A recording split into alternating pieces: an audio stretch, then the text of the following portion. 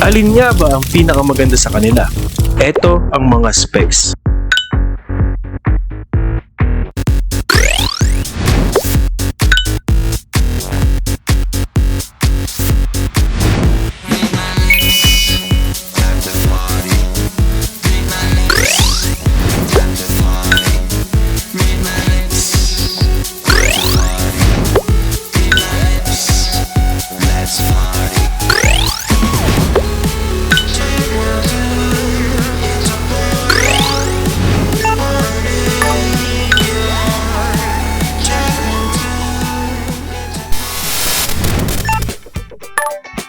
Pinakamababa sa ating listahan ang Infinix Hot 50i. Dahil mas gusto kong mabilis, ilalagay ko sa number 2 ang Itel S25. Kung basic usage lang ang hanap mo, tulad ng social media, texting o panonood ng mga video, ito ang pinakamagandang piliin nyo. Kumpara sa dalawang phone, mas maganda itong gamitin sa labas dahil sa mataas na brightness nito.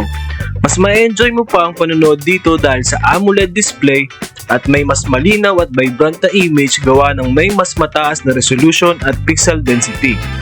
Ito ang pinakamurang phone na may AMOLED display at decenteng chipset na mabibili mo sa mga official stores.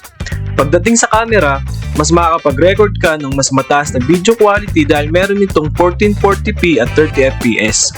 Mas mataas din ang selfie camera nito kumpara sa dalawang phone. Ang number 1 sa aking listahan ay ang Itel RS4. Kahit na naka-IPS LCD lang ito, di naman ito matatalo pagdating sa bilis.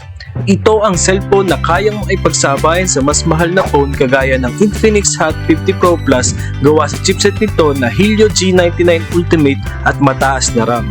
Mas tipid ito sa battery gawa ng maliit ang chipset na naka 6 nanometers lang at may mas mabilis na charging kumpara sa dalawang phone. Maganda rin ang sound quality gawa ng stereo speakers at mas malakas makasagap ng Wi-Fi gawa sa dual band nito. Kaya naka-highlight ang price nito ay dahil ito ang pinakamurang phone na mabibili mo na may malakas na processor at may mataas na RAM. Alin ang pinakang the best para sa iyo? Mag-like, comment, and subscribe.